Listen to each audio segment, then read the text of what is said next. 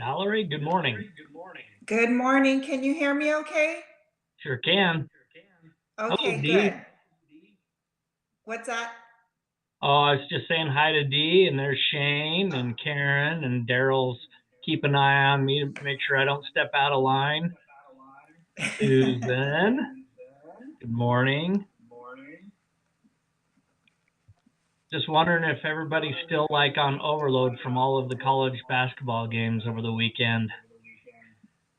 It's a great thing. You lowered those ears a little bit there, Mister Barton. Yeah, I went high and tight. I got ready for the warm weather. I thought Maybe, you were gonna just take the top off. The wife must have said no, huh? yeah, that's a hard no. uh, I mean, as long as we want to, stay communicative and things like that, it's probably a good idea to keep at least some token stuff on top. Good morning, Clint. Good to see you. Rhett's rolling in. Gonna give it just one more minute and then we'll get underway and get my little timer set up here so we stay on time.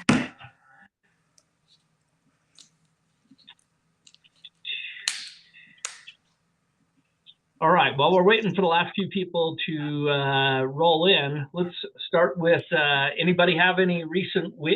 So it's always two categories, either a recent win on your contracts and negotiations, anything related to that, or a, what shall we call it? A challenge, a struggle, something you haven't seen before. So anybody have anything? That includes you, office managers, too. You can chime in. Hey, Susan, how are you? Really, nothing. No, I find this hard to believe. No wins and no struggles. Well, I'll say it's a win for me since I'm a new agent. Not a win, but I just showed a couple of homes this weekend. So Good. um, clients are, I was just a little picky, but that's okay. That's they're going to find their home that way. But other than that, that's all I have. You know what, Valerie? Good reminder. I mean, new agent, old agent, it doesn't matter. We have this component of us where we get to deal with the public, and there's always a little bit of a dance we do. And by a dance, I mean we're Yes. trying to balance. We're trying to balance needs, right? And I'll just say this: Yes. sometimes they come out of the gates pretty strong, acting as if they know what they want, but sometimes we know they don't know what they want. And so the dance is trying to maintain a good relationship and help guide them directly but politely to the place that they really need to be. And so I found that yesterday. Just I go, this is not the area that you're wanting, but let's just go look at the area so at least you have an idea of what the area is about, and you never know what you're going to find. So yes, you're right on that well, you know what, aspect. it's great you brought that up, Valerie, because and you go by Val or Valerie? Either one, Val's Okay. fine. Yeah. It's good because we've got Rhett Weaver on the call today. I asked Rhett to join us. Appreciate you making the time, Rhett. And Rhett heads up Lifetime Home Loans. And I'm not doing this because Rhett's on the call, but one of the best things you can do when working with a buyer, first thing is get them to a lender to find out how much they actually can qualify for. Because if you don't, I'm just telling you, it's more often than not swimming upriver, because you start, let's say that they actually can qualify for 700,000, but they think they qualify for 900,000. And all of us that have shown homes know the difference between a $900,000 house and a $700,000 house. So this is the similarity. Like me, I would love to go drive a Corvette, one of the new, C8 Corvettes, but the reality is I can't afford one. And so it would just be an Right. exercise in frustration. And so we've got to be mindful of that with our buyers as we go out. And there's a real art form to this. You can't just be like, well, crap, you don't qualify for that. Let Rhett and his team, they're very skilled at the dialogues, to tell them, hey, listen, here's what you comfortably qualify for. If you want to push the envelope, we may go up $50,000, but that way you as the agent don't have to be the bad guy. So just a good little reminder to kick Monday off. So Melissa, nice seeing you. I enjoyed my peanut M&M. If you ever bump into Melissa Montgomery, her shtick is a business card on a bag of peanut M&Ms. So I love it. Thanks for joining us. All right, we're going to get underway here. Got a lot to cover. I'm going to pull up my agenda here. So I just wanted to share with you something. We're not going to cover it today, but I've been talking about this, Susan. You can vouch for this, for over 2 years. Let's see. Can you read that? Mobile home purchase agreement. Woo! I've got a couple of our agents that deal with these more often than others, and I want their feedback. But as soon as we get it done, we will actually have a mobile home purchase agreement so that we don't inappropriately use a real estate purchase contract, because a mobile home is not real estate. So anyway, that's my win for the week. Thank you, Dan McDonald, our attorney, for getting us that. All right, so we're going to start this off with a situation. And I really do want everybody to participate this morning. So if you're on the call and you can turn on your camera, I was on a Zoom call with a different group last week, and this was a nationwide group, and one of the people said, well, I just got back from the gym. And I said, you know what, if I had $1 for every time somebody said they couldn't turn their camera on Zoom because they just came from the gym, and she turned on the camera, sure enough, she was in gym clothes. So, all right, I stand corrected. But it sure makes for a better call when we all can participate. And when we start to get to like back and forth, please just, unless you got something noisy going on, unmute your mic, because I do enough of these calls. It's like you ask a question and somebody starts responding, and what do we always say, Shane? Shane's on mute. You're muted. You're muted. So, all Always right. keep it off mute. Yeah, that's right. Keep it off mute.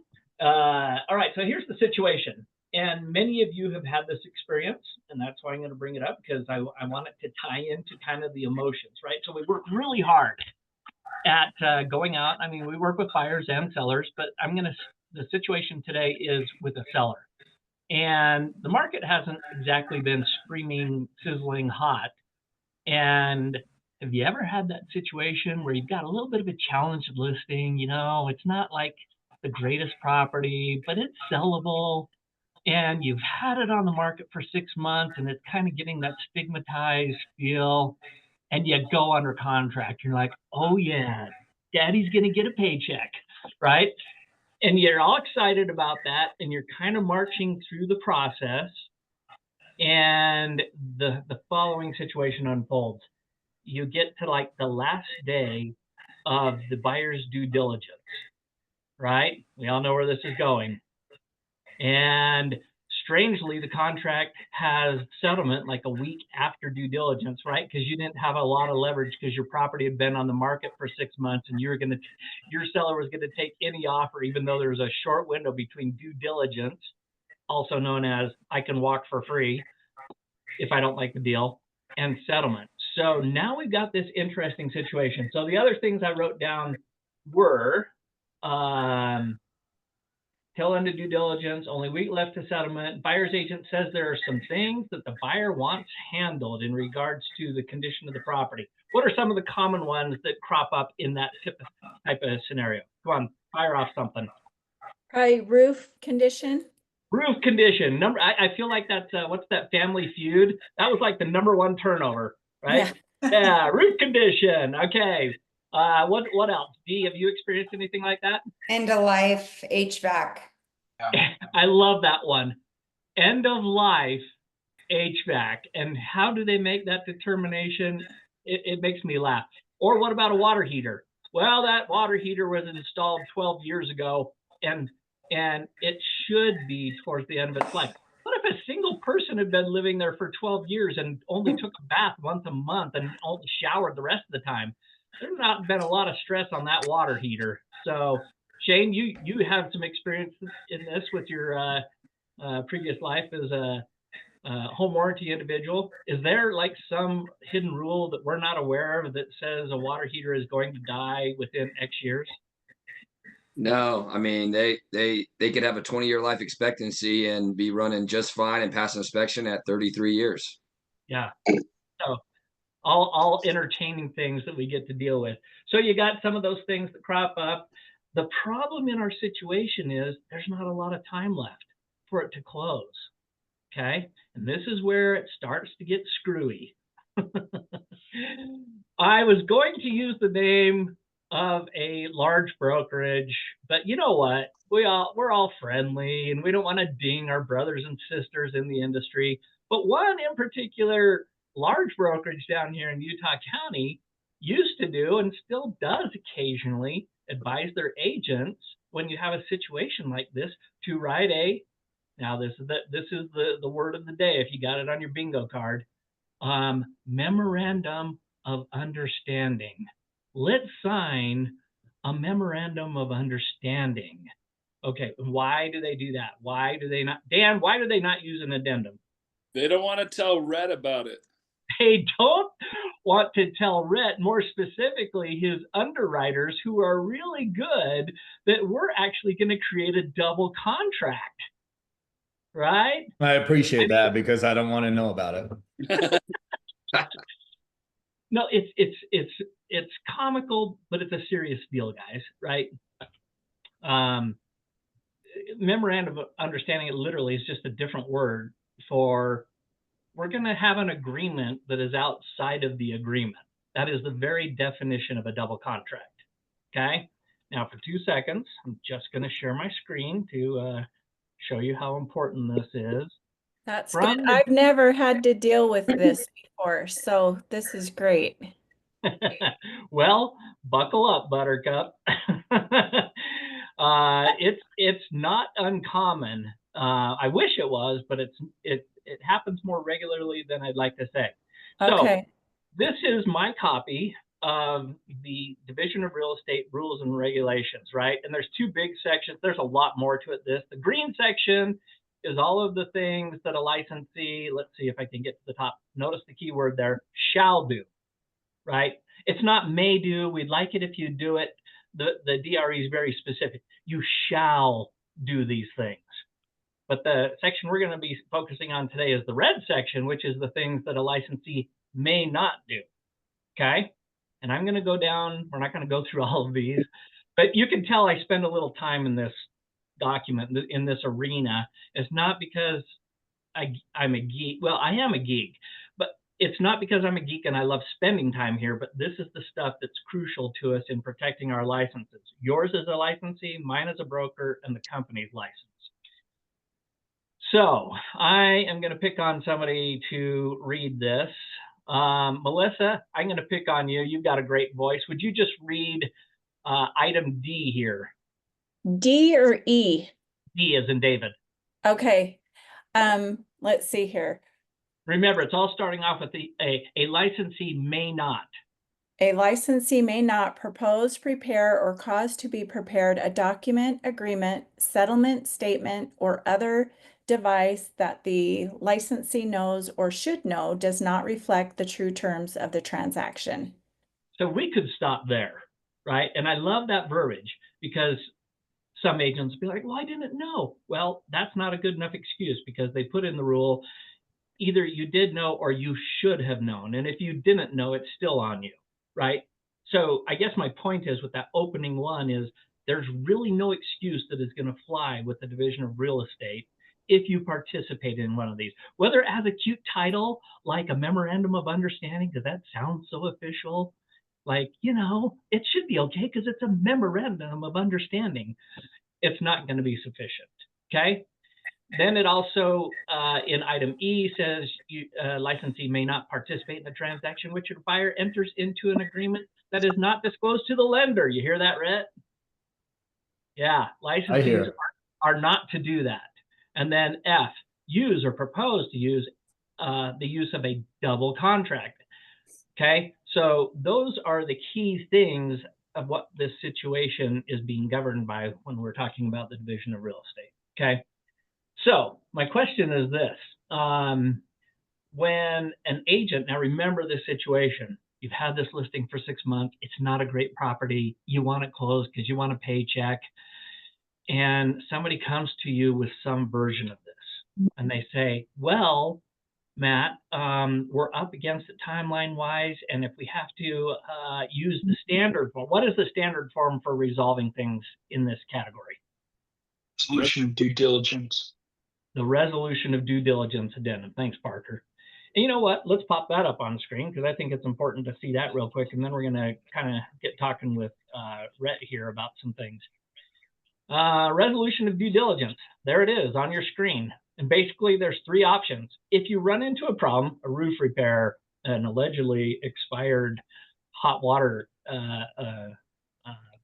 heater, or anything of that category, there's 3 different things by default in this resolution form that we can do. We can increase the amount of closing costs. Well, I didn't tell you in our scenario, let's say the seller had already agreed to pay closing costs, so there's not a lot left, you know, to navigate that way. So even more reason to maybe consider a memorandum of understanding. Second one is we can do a simple price reduction. You know what? A lot of times, well, it seems to me that if your buyer has some liquidity, this isn't a bad option. In fact, I've told people, buyers, you know what? You can either get the seller to do the repairs and they can hire somebody and you have no control over that or the quality of the work, or maybe we just take a price reduction and you do the repairs after you close. So there's a lot of flexibility here, right? And then the third one is repairs to be made by the seller. And I think it's important to notice what it says here. Seller and buyer agree that the seller will be responsible for the completion of the repairs by the settlement deadline unless otherwise agreed to in writing. Seller shall, through contractors, complete the repairs to comply with applicable law, including governmental permit, inspection, approval requirements. All repairs shall be performed in a workmanlike manner with materials and quality and appearance comparable to existing materials. Notice one of the key words that was missing there when it talked about contractors. It doesn't say they're licensed. Licensed. And that comes up all the time. And it usually goes something like this. Well, your homeowner did this, or your homeowner's brother did this, and he's not licensed. Well, if you want somebody licensed doing those repairs, then you better do an addendum to this addendum because it's not a hard requirement. Another thing to be aware of. Okay.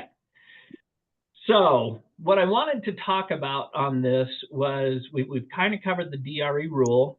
I'm going to talk real quickly just about the legal angle of this.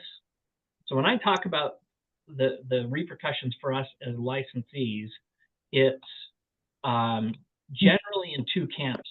One is administrative from the DRE, right? Getting slapped by the DRE or your license being slapped more correctly. The second one is a lawsuit. And of the 2, the second one is way more significant. I'm not saying don't pay attention to the DRE, because if they make your license go away, then you've lost your livelihood. But the lawsuits are the ones that a lot of agents don't anticipate. And part of the reason is because I get these excuses all the time. I've been doing this for so long, Matt, and this has never been a problem. And all my office managers know what I'm going to ask next. What is my favorite saying? It's not a problem till it's a problem. There you go, Bill. Even though you're not my office manager, you're not cute enough, you know. So it's true. It's not a problem until it's a problem. And I can just tell you, I'm not going to go into sort of details right now, but we've just had 30. these Okay, so it is 50/30. in 20. I realized.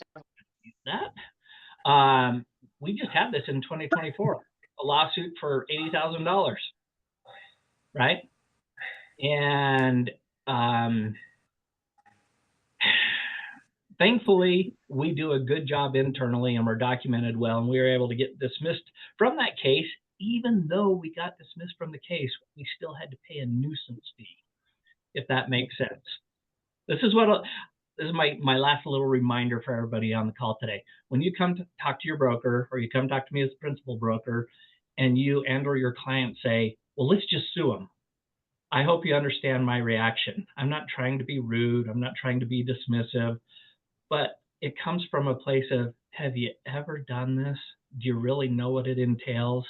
Do you know the stress it puts on your life? Even if you prevail, right? Even if you prevail, how long it can take, the depositions, the actual court hearings, the costs, the bad feelings. And by the way, for you as an agent, even if you're in the right, most of the time, your client, whether rightly or wrongly, associates you with why they're in a court battle, and they're probably not going to be a repeat or refer a client for you. So there's that. There's a huge opportunity cost. So we will always manage to trying to resolve things as quickly as possible and keep them away from a lawsuit. It's not because we're afraid of it, or it's not because that we don't feel that we're in the right. We just know the cost associated with being right. Usually it's a lot better to spend your time and energy getting a resolution. Okay? So please don't come back to me, Melissa, and be like, man, I thought you were a fighter. I thought you were going to fight for me. Oh, I will. The question is, do you want to fight? So, all right. Having said that, Rhett, could you take a minute here, and maybe I can frame this up. Years ago when I got into the business, we were allowed to do all kinds of crazy stuff. We would have carpet allowances. We would have all kinds of allowances, but then we had the 07, 08 downturn and Dodd-Frank, and a lot of those things went away, but we're kind of in this new space. Can we actually escrow funds, Rhett, like in our situation, if we're up against it and we can't get the repair done in time? Can we escrow funds? Will an underwriter allow that? Kind of sounds like that's what real estate agents want, Matt. They want me to take care of their problems. You know what I'm saying? No, the hard part about, I mean, obviously every case is different. But like the reason Matt and I are even talking about this, I mean, I got a contract with a broker from a completely different brokerage, and she asked me about escrowing for a roof, ironically, and for an AC unit and a furnace. And the hard part about this is if they're not weather related, there is no reason to escrow something. And the hard part about this so too. Drill down on that though. What do you mean by weather related? Yeah, so like if there's a foot of snow and there needs to be some paint thrown up on a brand new build job or a house or something like that, they can escrow into an account. Obviously, it's got to be a certain percentage, most likely 120% of whatever that cost is. So we're going to have to get 2 bids on it. Then we're going to have to go ahead and throw the money up in escrow and get confirmation the title's holding it. And then if weather is permitting somebody to finish that particular property, then they'll go ahead and allow the escrow holdback to happen, right? If it's as simple as I just need a new furnace, you're not going to get an escrow holdback for a furnace. It's just go get the furnace done if that's what you really want to do. Because usually snow doesn't impact the mechanical room. There you go. In most houses that I've seen. Yeah. So Matt touched on it a little bit earlier. I mean, the reason the escrow holdback gets brought up is because it's a problem and the agents want it in the contract for their buyers, so it stays solidified. But the issue is we're running out of time. And so the quick Band-Aid fix here is, well, I'm going to throw this on the lender and make it your problem. And then they're going to throw a fit that we can't escrow hold back something. And then all of a sudden this lender sucks, right? So this particular broker wanted to fight with me about it because she said one time in the past 7 years ago, she got an escrow holdback for a sewer pipe that was coming out of the front yard, and it's like, okay, cool. Well, that's completely different than the furnace and the roof that you're asking me for. And if you're going to ask about a roof, now you're bringing up problems, and now the underwriter is going to go even in more depth, and they're going to want to know, well, if the appraiser didn't catch it, then I need to know the specifics, because if it's leaking, then we got to have the roof repaired before we do any time of escrow holdback. So then it could go a little bit deeper into bigger problems and opening up a bigger can of worm, because now we're talking about safety related issues. And if it's a safety related issue, there's no underwriter on this earth that is going to go ahead and give you a loan if there's a safety problem. Let me pause you there for a second. So this is where this gets the potential of not only a DRE issue, but litigation if we participate in it. So I like this example of a roof, right? I'm going to paint with a very broad brush here. When Dodd-Frank hit and a lot of these carpeting allowances and this, that allowance and a roofing allowance, and there was no shortage of allowances, went away. The rationale, as I understand it, correct me if I'm wrong, Rhett, was lenders, lenders have a responsibility to whose money they're lending out, right? And they have very specific requirements. And gosh, I don't know, this is a weird one. We want you to lend on what is, not what could be, right? Because when somebody does a double contract like this, let's say you have to re-roof, and I don't know if anybody's re-roofed lately, but you're somewhere between $20,000 and $40,000 depending on the size of the house. That's a substantial amount of money. So can you imagine? Take your realtor hat off for a second and put on the person who's lending the money, and they're relying on their underwriter to make sure everything's done correctly. And somehow there was a double contract saying, you know what, when spring comes around, we're going to have this separate agreement that the seller's going to pay, $30,000, $40,000 to get the roof up to snuff. Well, first of all, Rhett and his underwriter have no idea that there's a roof problem. So they think they're lending on a perfectly functional structure. And then imagine what happens sometime between now and the springtime. The seller goes away, or they went to Vegas and lost all their money and they don't have the $40,000. Oh, and then your buyer lost his job. And all of a sudden the lender has to take the property back, and they realize that it's not quite the property that they lent on, that you and the other agent and the seller and buyer all participated in. I'm going to use an F word here. Fraud. You defrauded the lender and you all participated on it, right? This is where it gets really scary really fast. And so this is why we're having this conversation today, so that you understand the repercussions and why our office managers and your brokers are going to be very specific about this. So sorry, go ahead, Rhett. Yeah. And so, obviously in these situations, you can do a couple things. Matt touched on it earlier. I don't want to see the addendum if you're going to do a double contract, because I'm not going to be a part of the fraud word. So you can deal with that on Matt. So I will never receive that. And you guys can do whatever. Thanks for that. Yeah, thank you. Anytime. Obviously, the easiest way to do this, guys, to get what you needed done, is it just has to come off the seller side of the HUD. So if you really want the roof repaired, and we're not going to do extra closing costs or a price reduction because we really want this done, what needs to happen is the seller needs to act as if they were going to go ahead and get those repairs done before they moved out of the property. So what I would suggest very highly to your borrowers in negotiating this is go get some bids for the carpet or the roof or the furnace or whatever it is, come to an agreement with the seller, and then just make sure on the seller side of the HUD with the seller's title company that title company will be cutting checks directly to these contractors in order to perform the work. If not, get a price reduction. If not, get an extension and get the repairs done. Because I mean this nicely, but it's not my problem that your buyers want a new roof, even though the roof, is still great and in good condition. So don't think a lender is just going to do this and fix your problems and then get mad at a lender, when there are ways around this, but it's just not in a contract form. So I don't want to do it that way. Hey, Matt, can you hear me? Yes, I can, Adam. Oh, hi. Okay. So yeah, I have this listing in Springville, and his sewer backed up. And so we had a plumber come over and they snaked the line. But the seller told the plumber that, I've had to snake this line like 3 times in the last year. And so he sent a scope down there and found that there were 2 what's called bellies. And that's where the ground is, shifted, and it made, low points in the pipe. So we had a bid of 29,000, but the seller, he's retired on a fixed income and he doesn't have the money to fix it. So is that something I can put in escrow? Because they have to replace the sewer line on the front of the house out to the road. You could always ask your lender, but I'm going to go ahead and say good luck. I had a no. situation like this. What city are you in? Springville.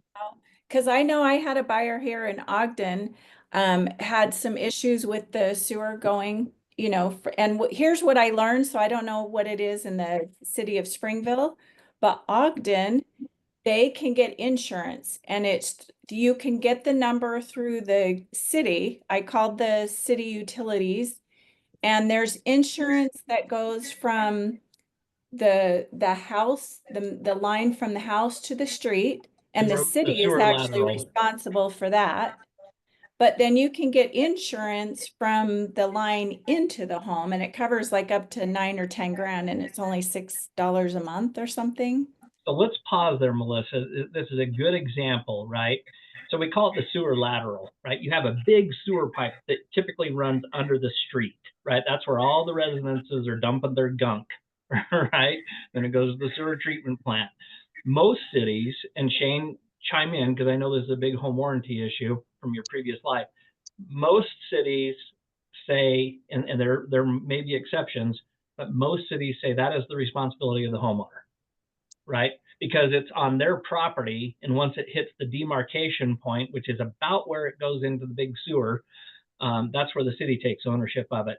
And in fact, in Springville, Questar, the gas company, well, what are they called now? Enbridge, they keep changing their names, but they've sent out, like what you're talking about, an insurance policy. The problem is, I think like any insurance policy, if you've already discovered there's a problem, right, kind of hard to get insurance on it ex post facto. So you know, we could come up, and I literally wrote on my outline here, there's probably 100 variations and 100 different scenarios of what can and what can't be done. The part I wanted you to hear from Rhett was most of the underwriters, because these guys have, I don't know, how many guys do you write loans for, Rhett? How many companies? 37. A lot. Yeah, a lot. Yeah, a lot. And most of the underwriters, based on the overlays and things that are on those loans, say, listen, the first line of defense is get it done, try and negotiate and get it done before settlement. And sometimes that may require, I know it's going to be uncomfortable here for people, you may have to push out settlement. The good news is you're in a market where sellers are a little more pliable, right?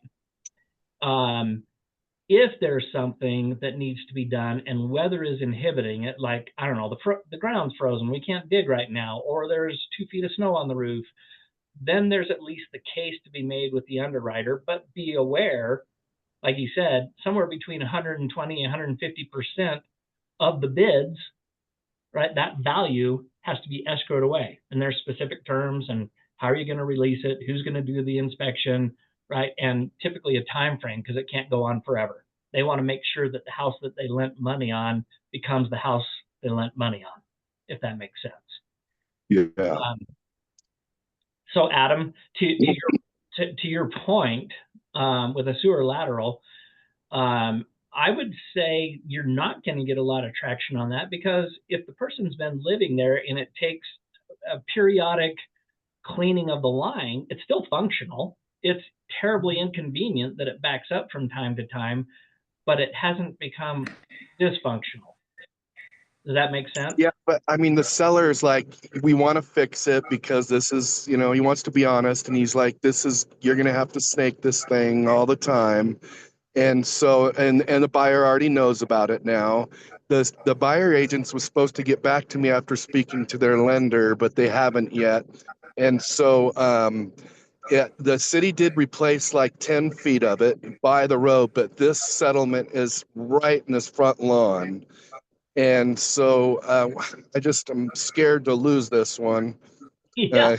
Yeah. And so I'm just wondering if it's possible to put, like Matt said, in the HUD's seller, yeah, in the HUD's, or if that's going to screw it all up.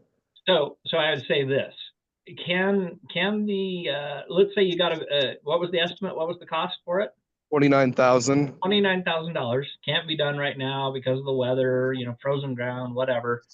Can the seller, Brett, this is a question for you and the underwriters, can a seller say, we're cutting a check to Bob's Excavation to replace the sewer lateral on this property, and at settlement, that check is going to be cut to him right? So it's not being held in escrow, but the new owner has a piece of paper that basically is a note, right? An obligatory note saying, you as a contractor promise to do this within the next 2-3 months.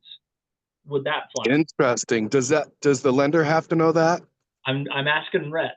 No, Oh, that's how we would like it to do. Like, that's how I would like it to be. Keep it off the contract, do something directly from the seller side of the HUD. So interesting. Okay, Now, that hold sounds on. better. Hold on. This is where it's getting interesting because now I Yeah. can weigh in. We would want to see an addendum to the REPC, right? Because otherwise, it's that definition of a double contract, right?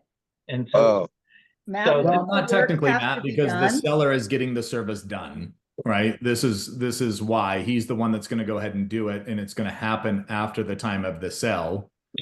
And But so what is holding the seller's feet to the fire to make sure that it does? there you go. The title company's going to have to cut the check, but you're right, Dan. Like, are they going to cut the check? You're exactly right. Can't you submit a prepaid invoice? that's You what would we're have to, talking. you'd have to go to a contractor and actually get an invoice to give it to the seller, and then the title company would have to. Here's the part I want to know. This is great. So let me tie up some loose ends here. So we're going to use Adam's example.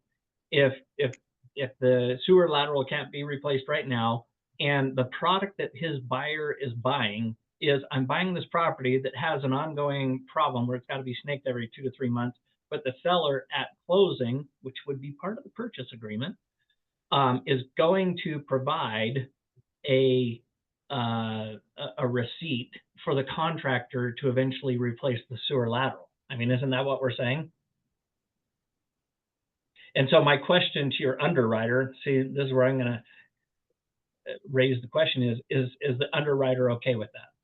If there's Because- anything about a repair, they're not going to be okay with it, and then they're going to make sure a contractor writes off that it got fixed and done. It's not going to be the buyer and the seller agreeing that it got done, quote unquote. It's going to have to be something from the contractor that the repair got fixed. Right. And the wording you're using is very specific. Got fixed. Like Yep. it's done Correct. at closing, not, oh, it'll be done in 2 months because the new buyer now has a piece of paper that says Bob's Excavating is going to come out and replace the sewer lateral. If my point to this, you guys, is if that is not in the REPC and not seen by the underwriter, it's a double contract because you have what the deal is in the REPC, which is, you know, the paper deal, and then you have the real deal, which the underwriter didn't know about. Go back Right. up and redefine that, Matt. If you put it in an addendum that you're going to complete the repairs and pay for them in advance, but let's say it's landscaping and the ground's frozen and it's going to happen 2 months from now, but at closing, the invoice to the contractor gets paid, then that's legitimate, isn't it? Yes. Okay. But the point is, Daryl, I like your example of landscaping versus, I'm going to bypass yours, Adam, a roof repair. Because a roof repair could be catastrophic, right? And the underwriter, so an underwriter, my guess is, Rhett, would see landscaping like, yeah, okay, that really doesn't factor in a ton to the value of a property, and it's not structural, and it's not going to destroy the house. The ground's frozen. We're talking about Ground's frozen, and it's already paid, and those things will be done. I think you have a much better chance of the underwriter signing off on that versus, oh, let's fix a sewer lateral, or oh, let's, you know, replace windows, or any hundreds of things that we could, you know, put into that category. My point is this, you guys, in case it's not coming through crystal clear. If there's going to be any type of an agreement, whether it's landscaping or something more catastrophic like a roof or a sewer lateral, you best put it in front of the eyes of your underwriter. And then you got to be, and then you have to be prepared for the underwriter to say, no go. Or see, I'm wondering if how they could structure it is they give us a receipt and then do like a net 30 to where they give them 30 days to pay it, but do the work right up front. I don't think the title company is going to want to hold the check. Yeah. And here's my point, Adam. I'm going to say it again because this is what I get. I get like, but what about this situation? What about this? Listen, this is what makes it so easy for you as a licensee. If you have it in the actual contract, the deal, the real deal, and it sees the light of day with the underwriter and the underwriter's okay, then we're okay. If it doesn't see the light of day, does not get in front of the underwriter, even if buyer and seller sign off on it, it's a double contract. Is that clear enough? Yeah.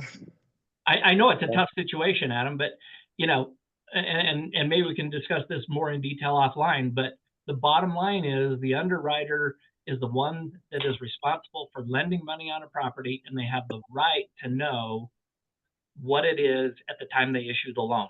And what it is at the time they issue the loan, depending on how much latitude they have, may allow you to hold some money and do something. But that's going to depend on the underwriter and the overlays they have on that money and what they're responsible for. And so I can't just give you a blanket answer on this call. And just Right. And this is why, careful, Matt, just be careful. Like once it goes in an addendum, like you can't undo the addendum. So I would ask the lender first before you put in an addendum, because once it's in, we're done, right? okay. Another great point, Rhett, because not everybody is as scrupulous as Lifetime, because I've had the LOs for other companies flat out propose, and the one you and I were talking about last week, remember the language she used? We will do this outside of closing. Yeah. Translation, it won't be in the deal. Therefore, it's the very definition of a double contract, right? So it's a double contract if the pipes are still running. It just has to get snaked out every once in a while. If the seller gave the buyer a check because they picked a plumber or something like that, and they pay them, give them like a check, and then because it's working, the lender still lends on the house because it works. But the seller just says, well, we want to do this to you because we want to, help out and we appreciate you buying the house. Can they give them like a check that they can cash after? Or just give it Dee, to the... you're smiling. What's the answer, Dee? I think the whole thing's dangerous. I would call Rhett, communicate with Rhett, see what we can figure out together before we went any further and complicated it.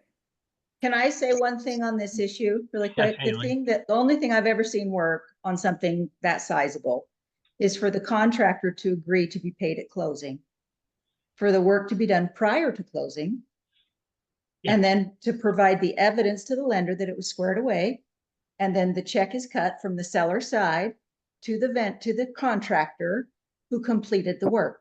Very but that's the big bottleneck there is just finding the contractor who's willing to do the work prior, to submit the invoice to title, and to know that he's going to get paid at closing. Yeah. Okay. Problem solved.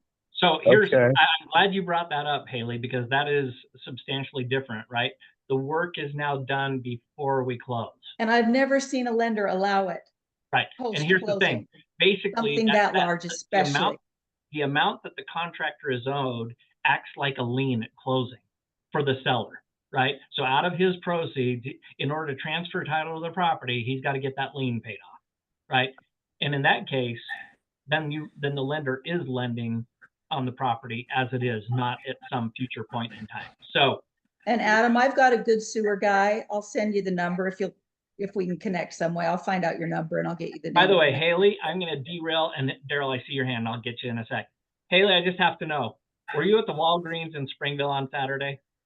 I was. Yeah, you were pulling through the traffic, and I was polite enough to stop and let you through, and you didn't even wave at me. I didn't know. I'm not usually down there. I know. I'm like, what the hell is Haley doing in Springville?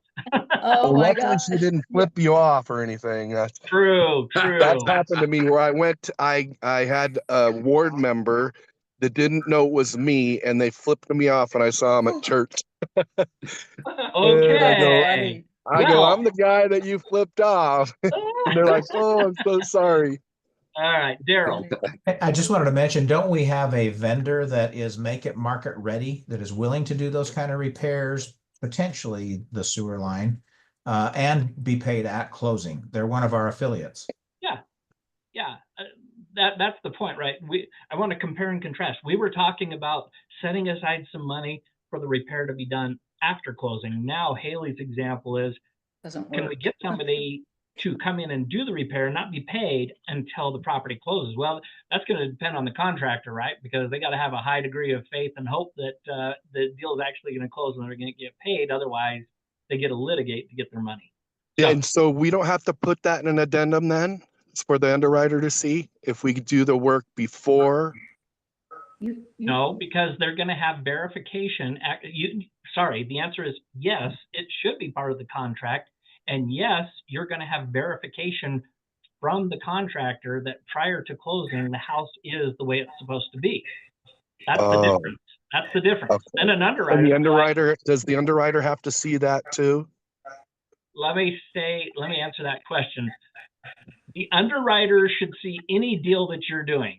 If you're doing something that they're not seeing that is part of a deal, then you have two deals. You have the one that the underwriter's seeing and you have it a separate deal. Whether it's large scale or small scale difference, it's the very definition of two contracts, also known as a double contract. Is this where you say point of order?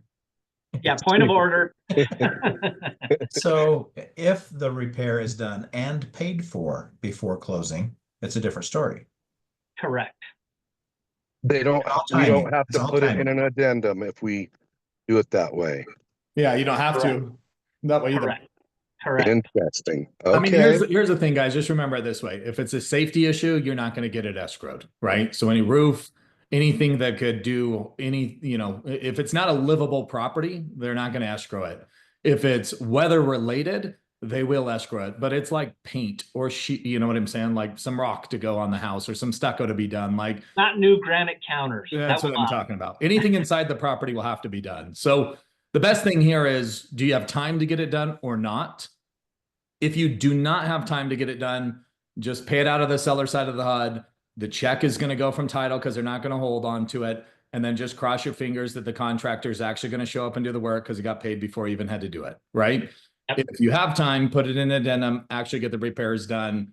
We're going to have to verify third party, have an appraiser go out or have the contractor show that the work's been completed. It can't just be like buyer and seller just agree that the repairs have been done in an addendum and we're done, right? So we're talking about some serious issues here, and Matt hit it on the head. If you were going to lend somebody $900,000 and you were hoping you were getting your money back, you're probably going to make sure that the property is actually in good shape, that if you had to take that property over, you could resell it. So think about it that way. I know everybody wants their paycheck, but it's just nobody cares about you. Everybody cares about having a sellable home. It if he sees it. Nobody cares about it. But we got to have a sellable home that if that was to go into a repo, or in that situation, we gotta have a resellable home. Okay, well, if anybody knows a contractor that would be willing to work with us on that, we'll hire them. Rhett has somebody you can reach out to, and Haley has somebody you can reach out to. And unfortunately, I want to move on because I want to make sure we wrap up in time. Okay, thank you for everybody. the feedback, and I love real life situation because it brings it home. It's not just some theory. These are the things that we deal with. Rhett, thank you, for taking the time. But here's the thing, you guys. And the way Rhett said it is, yeah, everybody wants a paycheck. Well, that's a foregone conclusion. But when you weigh the value of a single paycheck, let's say it's that $700,000 house, and luckily you got 3%, there's $21,000. Do you know how silly and stupid $21,000 looks like when you get into a $100,000, $150,000, $200,000 lawsuit before you start adding attorney's fees and the time away from your business, which is a huge opportunity cost? So if you ever find yourself in that situation and you find yourself teetering, A, call me, let's have a conversation. B, if you can't call me, just do that mental thing of what is the value here? Is it really worth it? I'm here to tell you just from experience and having to clean up messes sometimes behind people, it's not worth it. It's not even remotely worth it. The one thing we didn't talk about was the current market conditions, right? And if we go back to my situation where a seller had a somewhat challenged property, it's not everybody's cup of tea. It's not flying off the shelves, so to speak. Is there the possibility that we extend for a week? I mean, in your experience, this is a real question. It is a seller whose property has been on the market for 6 months and went under contract, and they get hit with, oh my gosh, we got to deal with the sewer lateral or something.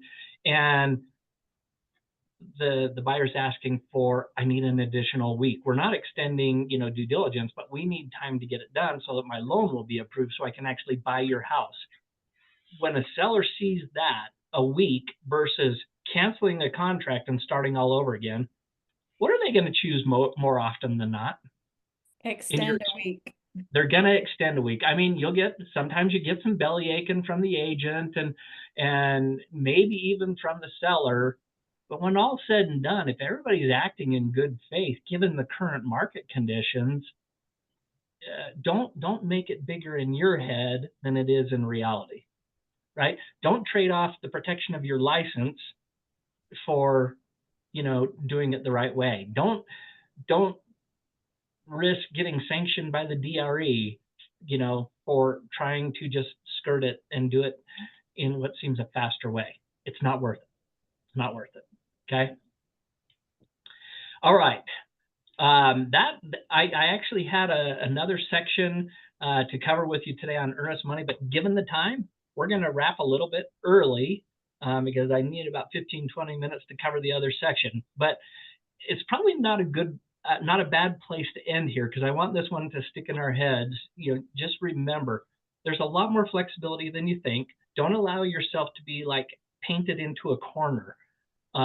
If you feel yourself being painted into a corner, like you just can't see options, that's what we're here for, right? As your brokers, reach out to us.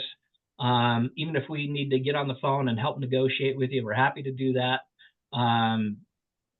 Almost always. I leave a carve out for some crazy people in the world. There's that 1% that is just completely irrational, and I can't navigate around them sometimes. But 99% of the time, we can navigate the issue. So if you feel yourself kind of restricted in your thinking, you can't catch a vision of how this could be resolved, reach out. We want to help. We usually have solutions, and we can save everybody a lot of grief. Okay? All right, that's what I have for you this week. I hope you have a great week. I hope your brackets for the NCAA tournament are doing well. You know what? Right now, I'm 100% on my bracket. Wow. Fill one out. Well, I'll turn it in next week, but yeah, I'm 100% on my bracket. So I don't know about the rest of you. I call them all. Pretty awesome. All right, have a great week, and we will see you guys soon. Thanks, Matt. Thanks, Matt. Bye.